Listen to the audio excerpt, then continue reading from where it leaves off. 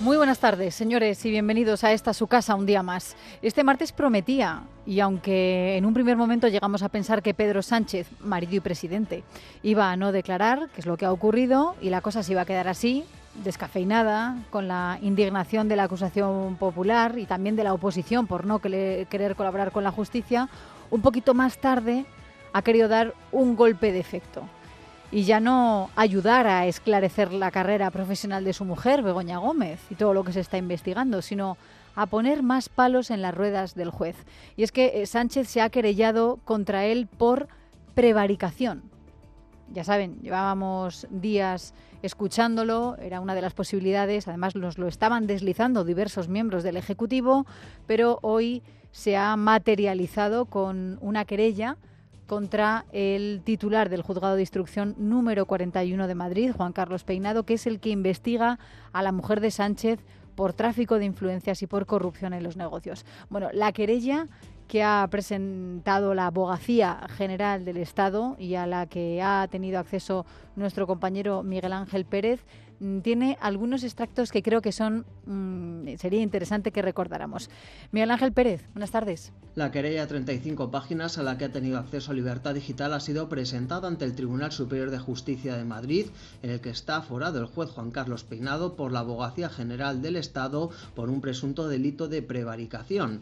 La utilización de esta institución por parte de Pedro Sánchez es muy controvertida, ya que fue citado como testigo en la causa que afecta a su mujer Begoña Gómez como esposo y no como presidente del gobierno. Según la querella, se trata de impedir que el ejercicio del poder judicial altere innecesariamente el discurrir y la labor de los demás poderes estatales. La presente querella se justifica en defensa del órgano cuyo particular régimen jurídico en materia de toma de declaraciones durante la instrucción de una causa ha resultado totalmente preterido. Según la abogacía, más que la pertinencia de la declaración de Pedro Sánchez y sin perjuicio de otros elementos que circundan a una investigación que no caben ser analizados aquí por quien no es parte, es evidente que es la forma, el curso que legalmente se prevé para la misma, la que es claramente violentada sin motivación posible y sin motivación manifestada con una finalidad extraprocesal. No se trata, añade, de que no quepa investigarse a alguien en nuestro sistema procesal, se trata de que la forma buscada para la investigación en este caso concreto está más orientada a otras finalidades ajenas a las procesales, de manera que las decisiones no pretenden ser eficaces desde un punto de vista sumarial, sino aparatosas. Debe añadirse, dice la abogacía, que no es esta querella, como la doctrina del Tribunal Supremo indica, un ataque frente al Poder Judicial. Al contrario, es expresión en la confianza en el Poder Judicial al entender que es el adecuado para resolver un abuso. Pues fíjense, se consideran un abuso, por tanto todo lo que está haciendo el juez Peinado en este momento, y por eso ven pertinente pues denunciarlo, querellarse por prevaricación. Hay algunas reacciones que hay que destacar a estas horas, por ejemplo, el presidente de Vox, Santiago Abascal, en X, diciendo que Sánchez pretende que la corrupción que le rodea ni siquiera pueda ser juzgada, y que por eso va a iniciar una cacería contra los jueces que se atrevan a velar por la ley. Luego, además, en ese mensaje, pues también le ha recriminado al presidente de los populares, Alberto Núñez Feijóo, el pacto con ese partido, con el PSOE, para renovar el Consejo General del Poder Judicial. Y dice Abascal, vamos a tener otro Maduro en España, y que el Partido Popular es el responsable directo de hacerlo posible. Esa es la dureza de sus palabras. Mientras tanto, en el Partido Popular, su portavoz en el Congreso, Miguel Tellado, esta mañana, incluso antes de conocer la querella puesta por Sánchez, por la Abogacía General del Estado contra el juez, decía esto. Sánchez y el PSOE prefieren disparar contra la justicia antes que dar explicaciones. Los portavoces del PSOE no explican las actuaciones de Begoña Gómez, pero sí le miran al juez hasta el DNI y convierten al juez en un objeto de una cacería política inadmisible en democracia.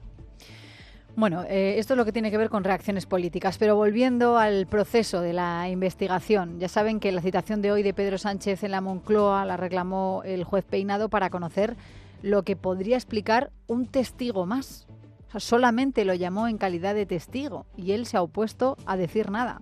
Bueno, en realidad, según los cronistas de tribunales, y podemos leer en todos los medios hasta ahora, el juez ha estado en el interior de la Moncloa unos 20 minutos, pero la testifical de Sánchez ha durado 2. Lo ha explicado también el abogado de Begoña Gómez, el exministro socialista Antonio Camacho, pero también la ministra portavoz Pilar Alegría. Bueno, el juez le ha preguntado: ¿conoce usted, esta no es la literalidad, pero entendemos que más o menos ha sido así, por todo lo que estamos leyendo a estas horas? ¿Conoce usted a alguno de los investigados? Ya saben, el empresario Carlos Barrabés o el rector de la Universidad Joaquín Goyache, que están imputados, investigados, y también la propia Begoña Gómez. Sánchez ha respondido: sí, a mi esposa. Y ahí es cuando justamente después ha recurrido al artículo 416 de la Ley de Enjuiciamiento Criminal, que dice que están dispensados de la obligación de declarar, leo, es textual, los parientes del procesado en línea directa ascendente y descendente, también su cónyuge, aquí es donde a lo que se ha acogido Sánchez, o persona unida por relación de hecho análoga a la matrimonial, sus hermanos consanguíneos o uterinos y también los colaterales sanguíneos hasta el segundo grado civil. Además, dice ese artículo que el juez instructor advertirá al testigo que se haya comprendido en el párrafo anterior, que no tiene la obligación de declarar en contra del procesado, que es lo que ha ocurrido, pero que puede hacer las manifestaciones que considere oportunas. Claro, aquí yo creo que no está de más recordar que en su carta del viernes para pedir Sánchez que pudiera declarar por escrito en su calidad de presidente del gobierno y que fue denegado por el juez sustituto de Peinado, Sánchez dijo que quería colaborar con la justicia. Menuda colaboración. Sí, señor. Menuda colaboración. Así que tenemos hoy, por un lado, que Sánchez no ha querido declarar porque es cónyuge de la imputada. Y ojo con este argumento, porque si se fijan, todos los argumentos que están esgrimiendo desde la defensa de Begoña hasta la Fiscalía, el propio presidente del gobierno, siempre hablan de su calidad de presidente del gobierno. Así que hoy lo haya dicho o que haya utilizado el pretexto de que es el cónyuge de la investigada, que no quiere hablar para no perjudicar a su esposa, pues hombre, yo creo que deja una sospecha de culpabilidad en Begoña Gómez poco deseable para su defensa. No sé si esto lo habrán calculado bien el señor Camacho o no. Aquí ya saben que esto va a la carta, en función del día o de la hora que sea. Pues Pedro Sánchez solamente es el presidente del gobierno, por eso tenía derecho a testificar por escrito, o en calidad de cónyuge, como hoy, por eso tiene derecho a no declarar. Así que no ha querido hacer ninguna manifestación que considere oportuna el señor Sánchez, que es lo que dice también ese artículo, el 416 de la Ley de Enjuiciamiento Criminal. Pues no. Insisto, solamente se le llamaba a declarar en calidad de testigo. Que no hace falta decir que los testigos no son parte del proceso, son ciudadanos, meros ciudadanos, a los que la justicia les llama para que colaboren y aporten datos para esclarecer una investigación en la fase preliminar. Hoy le tocaba dar explicaciones no como presidente, sino como esposo, como marido. Marido que además estuvo en la residencia que comparten en Madrid, un chalecito muy mono, en la zona universitaria, llamado Palacio de la Moncloa. Porque en ese chalecito, en ese palacio, en varias ocasiones en las que Begoña recibió a Barrabés y a Goyache, las personas que están investigadas, él estaba. Ellos han dicho que él estaba ahí. Y supuestamente no se reunieron para hablar de asuntos oficiales o de Estado, sino de otras cosas menores, ¿no? De nuevos proyectos universitarios, de cátedras y de másters, a pesar de no tener titulación universitaria. Y en este sentido es muy reseñable que, a pesar de ser citado como ciudadano llano, como un particular, Sánchez exigió en su escrito cómo quería testificar. Es que lo exigió, no fue una sugerencia, y dijo que como presidente del gobierno. Y como no ha podido ser así, pues en el día de hoy no ha colaborado. Bien. Bueno, a pesar de todo, en su ejecutivo han salido a denunciar una vez más al juez públicamente. Ahora bien, les diré, ¿qué hemos visto hoy? Pues hoy hemos visto que han venido a grabar un montaje con un claro objetivo, que es erosionar la imagen del presidente del Gobierno, de la presidencia del Gobierno, en base a un no caso. En base a un no caso. Vamos, todo es un montaje, ¿eh? Fíjense. Y así tenemos los ciudadanos que confiar en la justicia. Bien. Bueno, la que hablaba, ya habrán reconocido su voz, es Pilar Alegría, es la ministra portavoz, la ministra de Educación y Deporte también, que ha hablado hoy tras el último Consejo de Ministros antes de las vacaciones. Bueno, aún así, la expectación que había hoy desde primera hora de la mañana era máxima. Comenzábamos el día con la citación judicial de Pedro Sánchez, la primera de un presidente del Gobierno en el Palacio de la Moncloa, y a las 10:25 de la mañana llegaba a bordo de un Renault Clio azul el juez del caso Juan Carlos Peinado, que entendemos que a esa hora no sabía que iba a recibir una querella. Bueno, también había unos cuantos espectadores con caretas de Sánchez incluidas. España no se vende, España se defiende. Bueno, a su salida, porque ya saben que ha sido corta, ya les he contado que ha sido menos de 20 minutos en total, 2 solamente hablando con Pedro Sánchez, la abogada de Vox, Marta Castro, ha explicado que Sánchez estaba impávido y altanero como siempre, y que la decisión que ha tomado hoy de no declarar pues podría tener algún tipo de consecuencia. Ha sido una posición en la que no se ha negado a dar el conocimiento que tiene sobre unos hechos de lo que es testigo, y ya veremos las consecuencias que puede tener esto. Por cierto, que las 4 acusaciones populares esta mañana se han quejado de que no se les haya permitido estar presentes en la Moncloa y que solamente les hayan dejado a la representante de Vox. Recordemos también que Sánchez intentó zafarse del día de hoy de esa testifical hasta el último minuto. Lo hemos visto con la Fiscalía, también con la defensa de Begoña Gómez, que han presentado en los últimos días, incluso horas, alegaciones en contra de la decisión del juez Juan Carlos Peinado de citarle como testigo. Y lo primero que ha hecho el abogado de Begoña al salir ha sido explicar por qué el marido, ahora sí, insistimos, ahora el marido de Begoña no ha querido declarar. En el seno de ese procedimiento sin objeto se acordó tomar declaración al presidente del Gobierno.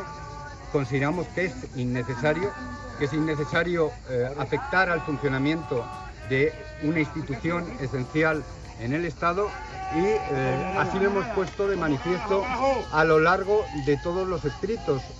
Y finalmente se ha acordado esa declaración en un régimen que en nuestra opinión no es el que prevé la ley de enjuiciamiento criminal. Bueno, fíjense, los abucheos y los gritos de fondo que hacían incluso difícil poder escuchar a las defensas, a los que ejercen la acusación popular, y también la defensa de Begoña Gómez a su salida.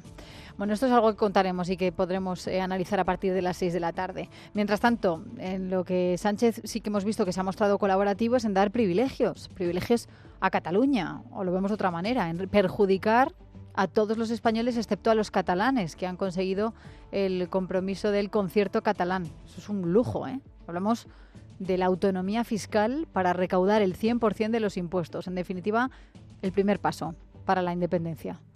Así que pongan en manos de un independentista que persigue a los que quieren hablar español en los colegios o en los establecimientos, a ver qué es lo que ocurre, ¿no? Pues es lo que vamos a ver y a empezar a ver a partir de ahora. Ya saben, la reclamación insistente del nacionalismo catalán. Ellos insisten en que ellos están infrafinanciados. Pues resulta que no es verdad. Con los datos del propio Ministerio de Hacienda en la mano, relativos al 2023, y que nos los han dado a conocer hace menos de un mes, podemos afirmar que de los 123.000 millones de euros que el Ejecutivo Central repartió en las entregas a cuenta a las comunidades autónomas del régimen común, ese ingreso que se hace 2 veces al mes, 23.200 fueron para Cataluña, casi un 20% del total. Es la principal beneficiaria del reparto. ¿Y qué es lo que sabemos del concierto? De ese preacuerdo alcanzado entre el PSC y Esquerra Republicana para investir a Salvador Illa, presidente de Cataluña. Eso sí, primero hay que consultar a las bases de Esquerra este viernes. Bueno, pues que quieren tener lista esa autonomía fiscal para el primer semestre de 2025. Lo tenemos a la vuelta de la esquina. Dicen que por lo menos se tiene que formalizar el acuerdo en esas fechas en una comisión bilateral entre el gobierno catalán y el Estado para hablar del modelo de financiación. Eso es lo que dice el texto. Y sabemos también que lo que quieren básicamente son 4 cosas: que Cataluña salga del régimen de financiación común, que la agencia tributaria catalana, que va a tener que crecer exponencialmente, se encargue de gestionar, de recaudar, de liquidar y de inspeccionar todos los impuestos que se pagan en la autonomía, excepto los locales, y que además, como se hace con el cupo vasco, Cataluña tendrá que pagarle al Estado por los servicios que éste presta en su comunidad, por ejemplo, en materia de defensa, y que tendrá también que pagar una cuota que ellos han llamado cuota de solidaridad. No han concretado en qué consiste, pero bueno, sí dicen que tiene que respetar el principio de ordinalidad, para que si la comunidad es la tercera en la aportación de recursos, también sea la tercera en recibirlos, y no la 10ª, dice el independentismo catalán. Eso es lo que dice. Mientras tanto, bueno, se pueden imaginar todas las voces en contra. El presidente del Partido Popular en Twitter diciendo que esto es una injusticia, que Sánchez está cediendo al chantaje independentista y que está engañando a la sociedad. También el presidente de La Rioja, también el consejero de Presidencia y Administración Local, Miguel Ángel García Martín, de la Comunidad de Madrid, hablando de esa financiación a la carta para Cataluña, que es ilegal y que no cabe en la Constitución y que rompe el principio de solidaridad entre regiones. O también hemos podido escuchar, entre otros, al presidente de la Junta de Andalucía, Juan Manuel Moreno Bonilla. Eso supone un mazazo al principio de solidaridad interterritorial, un mazazo a la esencia de Estado, de país que tenemos en España, y sobre todo es un ataque frontal a los intereses de comunidades autónomas como es Andalucía. ¿Qué ocurre? Que también hemos escuchado algunas voces del propio Partido Socialista que han estallado. Por ejemplo, Javier Lambán, el aragonés, diciendo que al final el independentismo consigue todos sus objetivos y que el PSOE está entregando España, se la está entregando a los independentistas a cambio de la investidura de Illa, y que esto quiebra la igualdad entre todos los españoles. Dice, como socialista, como demócrata y como español, me resulta inadmisible. También anoche, Emiliano García Paje, el presidente de Castilla-La Mancha, diciendo que el atronador silencio ante el grave atentado a la igualdad anunciado por Esquerra, dice que le tenía perplejo, que es intolerable, que se sentía estupefacto, dice yo, y el resto de los españoles. Y mientras tanto, por cierto, que sepan que mañana, nos lo han comunicado desde el gabinete de prensa de Paje, mañana Paje ha dicho que va a hacer una declaración institucional importante. Ya veremos de qué tipo. Mientras en el PSOE hoy han reunido a su ejecutiva en Ferraz para abordar ese preacuerdo entre el PSC y Esquerra Republicana, y a las 3:15 de la tarde ha enviado su resolución. Dicen que el PSOE respalda plenamente ese preacuerdo y que se compromete además a impulsarlo y a hacerlo efectivo. En este caso va a incorporar este preacuerdo al espacio de negociación que mantiene con Esquerra. Esto es muy sencillo. Hasta ahora nos decían que estas negociaciones para investir a Salvador Illa no tenían absolutamente nada que ver con ellos, que toda la negociación se remitía al Partido Socialista de Cataluña. Por eso ahora coge el PSOE desde Madrid y dice, sí, nos parece bien, después de dejarle, claro, todo el protagonismo a Esquerra Republicana ayer, después de su ejecutiva de 9 horas, ¿no?, para explicar el concierto catalán. Ahora sí, ahora hablan y para decir, venga, pues lo suscribimos. Bueno, esto no se lo cree absolutamente nadie. Bueno, Pilar Alegría sí se lo cree. Nuestra satisfacción por este acuerdo, porque este acuerdo es el triunfo de la política, es el triunfo del diálogo, es el triunfo del acuerdo. Los ciudadanos, a los políticos, nos piden diálogo, nos piden negociación, nos piden que seamos capaces de encontrarnos con todos aquellos que piensan diferentes a nosotros. Pero la gente también les pide que cumplan la ley y les da absolutamente igual. Es que ya no somos todos iguales. Esto lo dice la Constitución, la igualdad de todos los españoles, no lo somos. Ya no solo ante la ley, sino también entre todas las comunidades autónomas. Y anda que no llevamos tiempo escuchando un mensaje contrario. No sé si les recuerda a lo que ocurrió con la ley de amnistía, que hasta la saciedad nos dijeron que era ilegal desde el Ejecutivo, intentaban no hablar demasiado, pero bajo cuerda estaban negociando hasta que por fin vio la luz. Lo mismo pasa con el concierto catalán, que nos han estado diciendo hasta la saciedad que no estaban de acuerdo con ello, sobre todo María Jesús Montero. Y hace no tanto tiempo, el propio Salvador Illa diciendo que sí, que adelante. Bueno, es una manera, insisto, de que parezca que no les pasa pues demasiada factura electoral al PSOE una decisión que puede venir del PSOE catalán, ¿no? Y ya está, y así nos dividimos. Desde luego, la Asociación de Inspectores de Hacienda del Estado ya ha enviado una nota bien pronto para cargar contra este preacuerdo. Lo califican de una auténtica barbaridad y una verdadera vergüenza y alertan de que supone una ruptura total del sistema. Por ello, vamos a hablar con José María Rotellar, economista, al que siempre recurrimos en este programa y en otros de la casa para informarnos. Bien, José María, ¿qué tal? Muy buenas tardes. Buenas tardes. ¿Qué supone que Cataluña pueda gestionar todos los impuestos que recauda? Bueno, para empezar es ilegal, tal y cual tenemos ahora mismo el ordenamiento jurídico en España. Cataluña es una región de régimen común y por tanto está sometida a un sistema de financiación de las 15 regiones de régimen común. Las 2 forales que hay lo son porque lo recoge una disposición adicional, la disposición adicional primera de la Constitución, pero desde luego no está contemplado en ningún ordenamiento jurídico español que pueda haber otra al respecto, entre otras cosas porque esto quebraría completamente la solidaridad interregional, atentando por tanto contra los artículos 2, 138.1 y 138.2 de la Constitución que lo establecen, y también porque no garantizaría los mismos recursos base para todas las comunidades autónomas. En este caso atentaría contra los artículos 12 y 2e de la LOFCA. Por tanto, legalmente no se puede. Técnicamente es una atrocidad y solidariamente es un despropósito porque rompe esa solidaridad, rompe el que las regiones con menos recursos, las regiones más pobres, puedan contar mediante la solidaridad de las regiones más ricas con los recursos necesarios, con la transferencia necesaria para poder prestar los servicios públicos fundamentales para sus ciudadanos en igualdad de condiciones.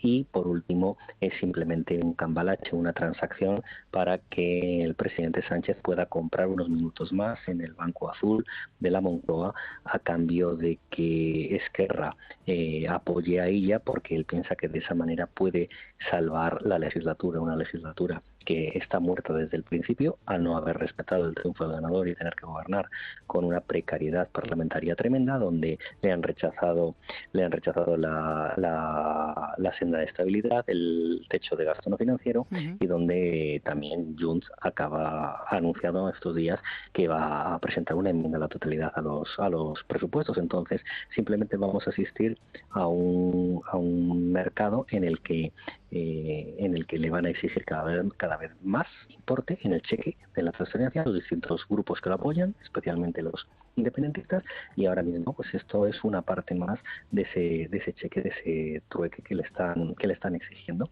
Por lo que dices, pues parece ser que el presidente Sánchez, con el dinero de todos, está asegurando pues el gobierno en Cataluña del Partido Socialista. Dices, José María, que directamente es ilegal, y entiendo que el tuit, por ejemplo, de Alberto Núñez Feijóo hay que entenderlo así, ¿no? Dice, es una investidura comprada, igual que mintió con la amnistía, ahora lo repite con Esquerra, dice, porque esta promesa es imposible. O sea, ¿lo consideras o crees que se puede retorcer la ley para inventarse algo? Porque de hecho la nomenclatura no se habla del cupo catalán o solamente el concierto catalán, sino el concierto catalán, como dice Televisión Española desde el minuto 1, desde ayer, solidario, ¿no? Han puesto el apellido de solidario para que... Sí, vamos. Sí, vamos a ver, lo pueden llamar como quieran, pero es un concierto económico que, si es solidario, lo primero, están dejando en muy mal lugar a sus otros socios, ¿no? A los de la Comunidad Autónoma Vasca y la Comunidad Foral Navarra, ¿no? Sí. Porque si este es solidario, lleva el adjetivo, el apellido de solidario, es que los otros no lo son, que no lo son, porque realmente no aportan nada al resto. Pero este es solidario. Bueno, Aragonés ya dijo hace algunas semanas, después de las elecciones catalanas, que ellos proponían una cuota de solidaridad, pero temporal. Y veremos a ver cómo se calcula. O sea, primero hay que calcularla, a ver exactamente qué es lo que ellos están dispuestos a aportar. Y en segundo lugar, que sería temporal. Porque la otra parte, lo que sería equivalente al cupo o a la aportación navarra, eso es para pagar los gastos que la Administración General del Estado realice por los servicios que presta en esa comunidad autónoma. Pero aportación a la solidaridad, que luego Navarra y País Vasco no tienen, la catalana veríamos a ver si al final se lleva a cabo. En segundo lugar, cómo se calcula. En tercer lugar, Aragonés ya dijo que iba a ser temporal, con lo cual nada de solidaridad.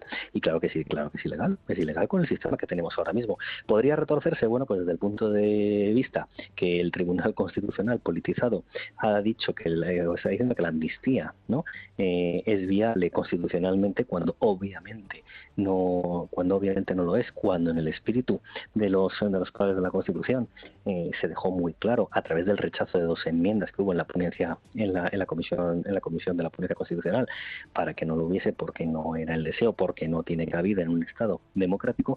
Bueno, pues a partir de ahí retorcerlo, pues pueden decir que es de noche siendo de día, pero desde luego con la ley en la mano no es legal.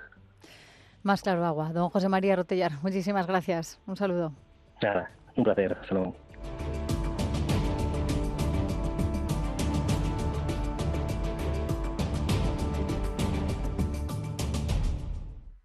En Coca-Cola tenemos el secreto para que tus recetas sean mágicas. Y es que cualquier momento rodeado de los tuyos puede ser especial. Y es que cada bocado y cada sorbo hacen que Coca-Cola sea una combinación perfecta para tus comidas. Y aún podemos mejorarlo, porque ahora podrás disfrutar de tu Coca-Cola favorita de 2 litros por solo 1,99 €. Precio recomendado, incluidos todos los sabores excepto Coca-Cola sabor original y Coca-Cola sin cafeína en Cataluña.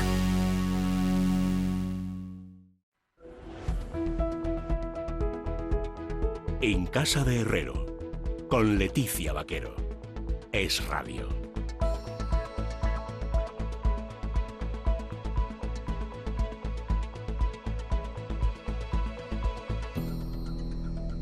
Y vamos con más asuntos porque la crisis en Venezuela tras las elecciones presidenciales del pasado domingo continúa escalando. Nicolás Maduro, ya saben que se autoproclamó presidente y defiende su victoria en los comicios y ha decretado la expulsión de los representantes diplomáticos de los 7 países que han puesto en duda su reelección. Pero es que además miles de venezolanos han salido a la calle para protestar contra el pucherazo. Carmen Arreaza, buenas tardes. ¿Qué tal, Leticia? Buenas tardes. Manifestaciones de repulsa ante la ausencia de legalidad en esas elecciones que han sido duramente reprimidas por las fuerzas de seguridad.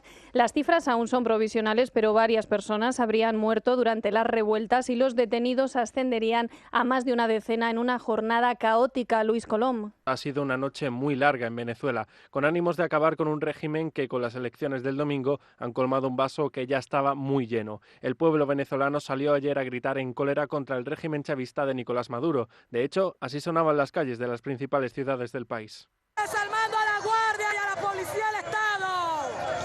¡Vamos pues!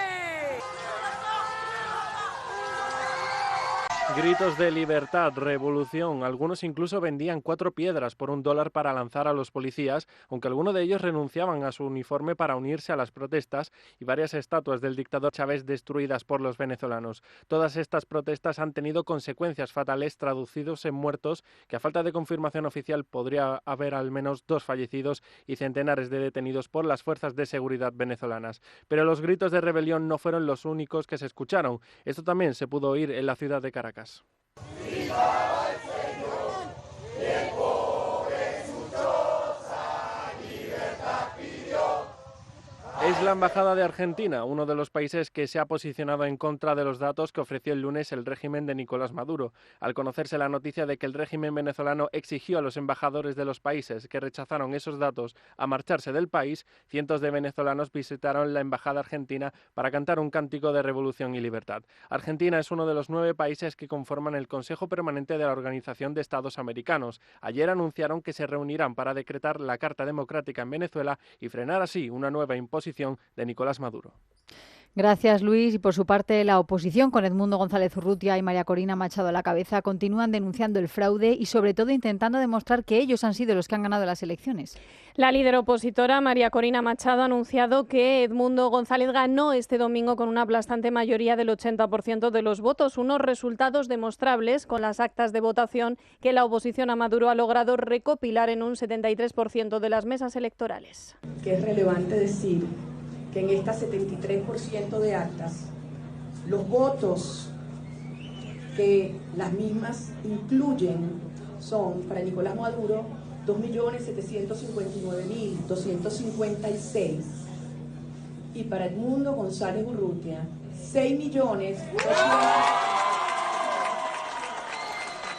Y ya de vuelta a nuestro país, el índice de precios de consumo se modera 6 décimas en tasa interanual hasta el 2,8%. Esos son los datos que ha avanzado el Instituto Nacional de Estadística. El IPC se sitúa así en su menor nivel desde el pasado mes de febrero debido al abaratamiento de la electricidad y de los alimentos y en menor medida al ocio y la cultura, cuyos precios subieron menos en julio de este año que en el mismo mes de 2023. Datos celebrados por el ministro de Economía, Carlos Cuerpo.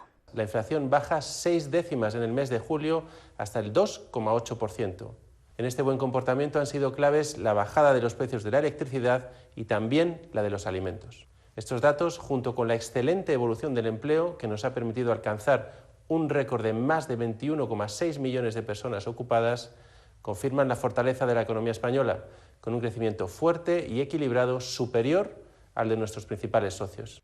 Como decía Cuerpo, la economía española creció un 0,8% en el segundo trimestre de este año, impulsada por las exportaciones. Gabriel Moreira, buenas tardes. Buenas tardes. Sí, los datos publicados por el INE reflejan un crecimiento de la economía española tras la subida del 0,8% respecto al primer trimestre del año. De esta manera, el crecimiento interanual pasa del 2,6% al 2,9%, gracias en mayor medida a las exportaciones, que se han incrementado en 1,2 puntos frente al primer trimestre del año. Por ello, el ministro de Economía, Carlos Cuerpo, ha querido poner en valor el fuerte dinamismo de la economía española, así como ha destacado el buen comportamiento del sector exterior. El dato de avance del PIB publicado hoy por el Instituto Nacional de Estadística certifica el fuerte dinamismo de la economía española, con un elevado crecimiento en el segundo trimestre del 0,8%.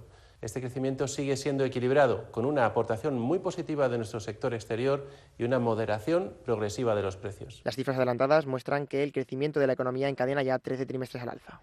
Gracias, Gabriel. Y sepan también que ninguno de los candidatos a presidir el Consejo General del Poder Judicial ha logrado reunir los votos. El presidente de DAZ ha vuelto a convocar el pleno para mañana, donde los 20 magistrados del CGPJ tendrán que elegir presidente entre los 7 candidatos propuestos, que son 5 mujeres y 2 hombres. Y más cosas. El Juzgado de Instrucción 19 de Madrid ha abierto un procedimiento penal contra el productor musical Nacho Cano y 3 personas más por la supuesta contratación ilegal de inmigrantes para su espectáculo musical Malinche. Se abren diligencias contra Cano por delitos contra los derechos de los ciudadanos extranjeros y de los trabajadores. Una vez practicadas esas diligencias, se citará a declarar a los investigados. Paloma Cuevas. Sí, el Juzgado de Instrucción 19 de Madrid ha abierto un procedimiento penal contra el productor musical y 2 personas más por supuesta contratación ilegal de inmigrantes para el espectáculo musical Malinche. En el auto, la juez acuerda una serie de diligencias: llamar como testigo a la denunciante, ofrecer acciones a los otros becarios, así como pedir a la Inspección de Trabajo copia del acta de inspección del 27 de junio. Una vez ratificadas esas diligencias, la jueza citará a los investigados por la presunta comisión de delitos contra los derechos de los ciudadanos extranjeros y delitos contra los derechos de los trabajadores. Gracias, Paloma. Y atención con las temperaturas, porque la EMET ha vuelto a activar la alarma. Llega más calor, calima y fuertes tormentas. Una dana que da este martes sus últimos coletazos, dejando un flujo de calor que puede elevar el mercurio, ojo, hasta los 44 grados. De hecho, 14 de las 7 comunidades autónomas están en alerta, incluida la Comunidad de Madrid. Adrián de Diego. La Comunidad de Madrid tiene activo el aviso naranja por calor en casi todo el territorio regional durante las horas centrales del día de hoy, con máximas que pueden llegar a los 40 grados en sur, Vegas y oeste. Escuchamos a Isabel López, médico jefe de guardia de Samur. Salir con la cabeza cubierta, gorros, un sombrero, salir con protección solar y llevar más hidratación de la que beberíamos en casa, ¿no? Porque el esfuerzo es mayor y la temperatura, por tanto, a la que estamos expuestos y que generamos en movimiento también sería mayor. Sería adecuado no hacer deporte, por supuesto, ahora este calor extremo, evitar salir a la calle a hacer un recado a las 2 de la tarde, hacerlo mejor a primera hora o a última, y en el momento en el que notemos algún tipo de síntoma, parar, refrescarnos, ponernos a la sombra. Síntomas en el sentido de mareo, sensación de muchísimo calor, mucho sudor, dolor de cabeza, enrojecimiento de la piel. Tras esto, especial atención a personas vulnerables como niños o personas mayores si tienen la intención de salir de casa. Precaución con este cóctel meteorológico que asolará la región en el día de hoy. Y ahora vamos con la información deportiva.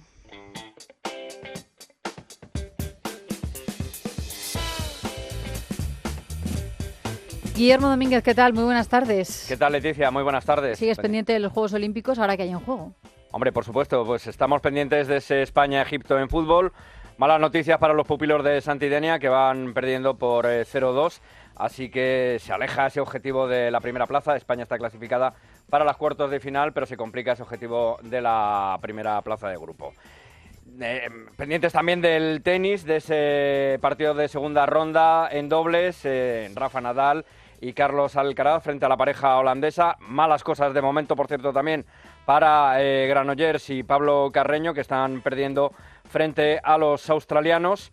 Y pendientes también, pues de resto de competiciones. En baloncesto, muy buenas noticias, porque la España de Sergio Scariolo ha ganado a Grecia por 84-77. La familia que ha anulado a Giannis Antetokounmpo, uno de los mejores jugadores de la actualidad, y el técnico de la selección española, que se mostraba satisfecho después de ese gran partido de la selección española de baloncesto.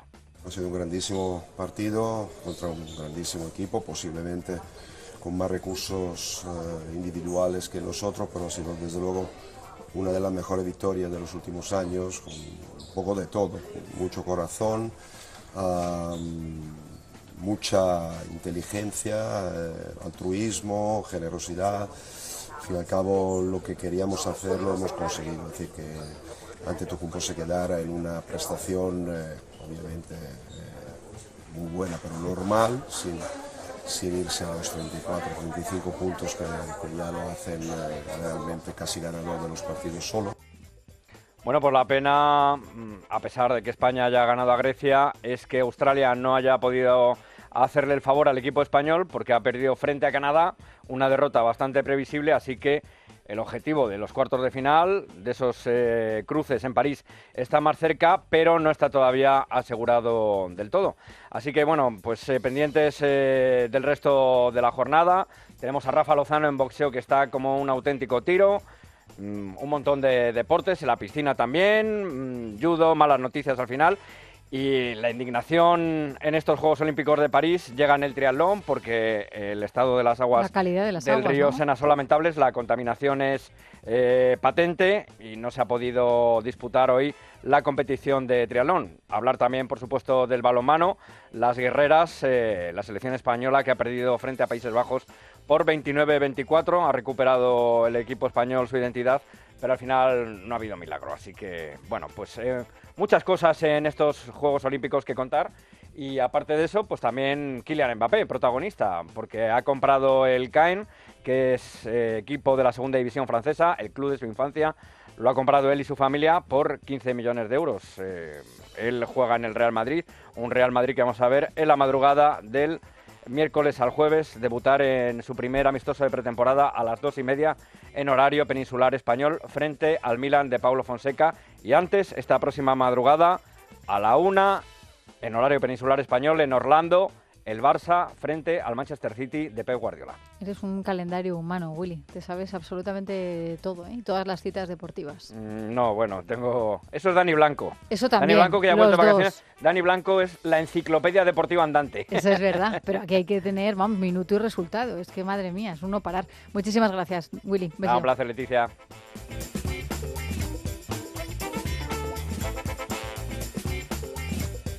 En casa de Herrero. Es Radio.